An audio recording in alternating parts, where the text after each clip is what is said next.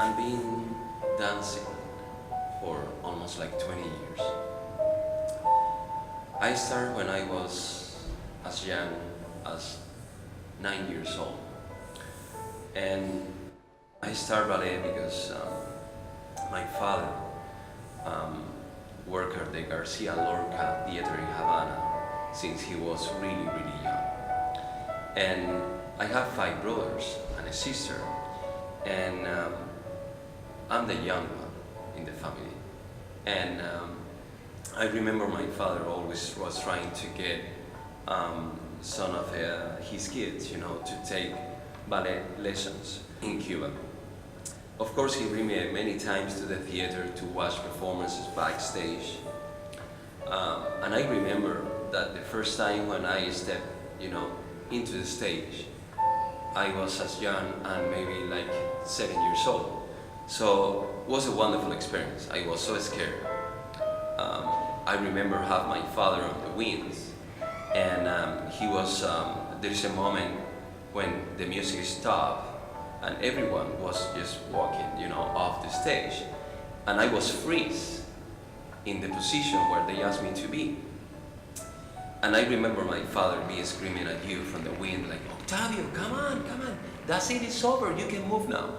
But I was so nervous. It was a great experience that I have always in my heart.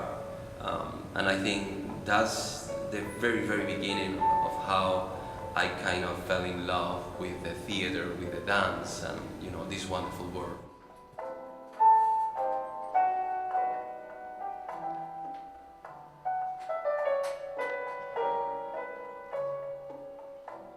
I graduated from the Cuban School of Ballet. In Cuba, in that moment, there were 3 ballet companies. The main ballet company was, of course, the National Ballet of Cuba, where only the best dancers get, accepted to come to be part of the company. The other one was Camagüey, Ballet of Camagüey, and the last one, Ballet of Santiago of Cuba. So I was accepted to be core ballet at the National Ballet of Cuba. I started to dance with the company, and just like step by step, I kind of get, the positions, like first I was core ballet, and then they promote me to corifeo, and then to solist, all the way to become the principal dancer of the National Ballet of Cuba. With who is in this moment my wife, Jaima Franco. We traveled to different countries, including Mexico, where in 2005 we decided to kind of take the risk of our life. We decided to go to the border and came here to United States. Even, without speaking the language. I remember in 2005, I didn't speak English at all. After maybe let's say 4 or 5 months traveling and doing auditions, and almost when I was kind of ready to say, Octavio, you are not going to be able to dance again, I get this offer from Robert De Warren, who was the artistic director of the Sarasota Ballet in that moment, saying that if I was interested to come to Sarasota and do audition for the company. Thanks God, the artistic director called me to the office and he offered me to become a soloist dancer with the company. Of course I accepted right away. In that moment I didn't kind of think about that I was a principal dancer with the Cuban National Ballet and now become a soloist. That was not in my head. In my head was just, find a job and find, a job that you really love. And, when he offered me this, I was really happy to have the opportunity to dance again. In those 7 years with the Sarasota Ballet, I was able to grow as a dancer, as a person. They gave me an amazing opportunity to create ballets for the company. When they gave me this amazing opportunity to create ballet for Sarasota Ballet, it was just incredible. It was a beautiful experience.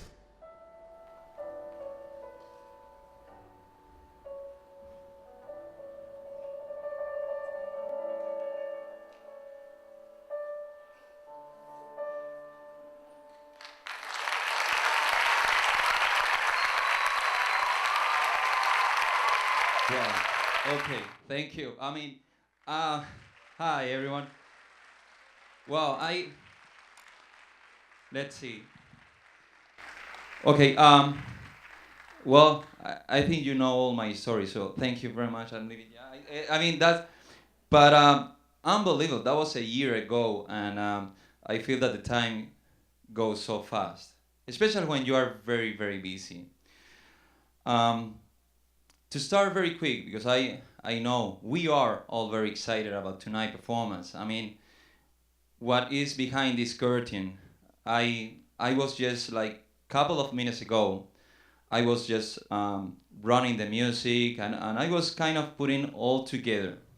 And I mean, I'm sure you're gonna have a fantastic, fantastic night. Before I say something, I want to thank so many people that have been helping me during this year and a half. I want to say thanks the board of the Brandon Ballet, especially Martha Odo, who is the president of the board. Thank you very much. And also, I want to thanks also to the person who was actually my first president of the board under my artistic director, Susan Heath, and actually it's today her birthday. So happy birthday, Susan! I know you are there. I want to thank also all the corporate sponsors, friends, volunteers that helped me to kind of put all my ideas on the stage. And I know that it's not being easy. Year and a half ago, was not in my head at all become artistic director. A year and a half ago was what was here in my head was to stay in shape and work really hard in every single class and rehearsal to put on the stage the best of me.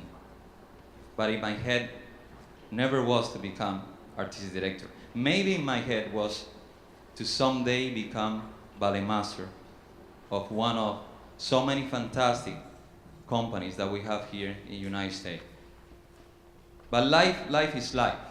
And we all know that things can change in just 1 second. So I was offered to become artistic director of the Brandon Ballet, and I took it. I said yes, right away. Like I've been doing all my life. Knowing maybe all the challenges that I have to face if I want to transform what is a pre-professional ballet company to something more professional. What is Brandon Ballet? Brandon Ballet is not a dance studio. Brandon Ballet is not a school. Brandon Ballet is a non-profit organization. When I moved to Brandon with my wife and my daughter, I started to work like crazy. Because every time when I went to places and I talked to the people about Brandon Ballet, all of them said the same. Oh, Brandon Ballet. Yes, no crack. So I was working really hard to present the company in all kind of events in the area of Tampa and Brandon, kind of trying to bring the art of dance to that community. But I have to be honest with all of you, it's not easy. It's not. And we all know that small pre-professional companies struggle in these times with financial support. But for me, as a choreographer, I'm being creative ballets for kids for almost 10 years. But like I said in the video, in 2011, when I had that amazing opportunity to work with professional dancers, that changed my vision of how to become a choreographer. Because the ballet that I can create with a 12 years old little ballerina are not the same that I can create with a 26 years old professional dancer. The result is completely different. So I'm trying really hard to find support for me to be able to have at least 6 professional dancers. 6 dancers in front of me to work every single day and maybe put all these ideas and feelings that I have with me from almost 20 years on the stage and create different ballets for different tastes so I can bring the people more to the theater. But again, it's not being easy. So I'm going to keep working hard, but I don't know if I'm going to continue, if the strength in my body and my mind is going to let me go on as the way that I'm working right now. So I really need support. I really need a little help for me to be able to bring the Brandon Ballet to the next level. And I feel that I can do it. I feel that it's the moment for me, as a choreographer, as a teacher, and as a coach. Because tonight, this program that with so much effort we all put together is just, like the name is, dancing through generations. Here tonight, you're gonna see different generation of dancers, from young, future, very talented ballet dancers, all the way to big stars of today. It's unbelievable, and I feel so happy that this person that you have in front of me, in front of you, was able to bring these fantastic dancers, that all of them, they are here just to help me, to kind of show to the world what can do the Brandon Ballet. Here tonight, you're gonna see even students that in the past I had the chance to work with them, and now they are dancing in fantastic ballet companies. So what can we what can be better than that for a teacher? So without saying more, I'm going to present for you Dancing Through Generation. Thank you very much for coming. Thank you.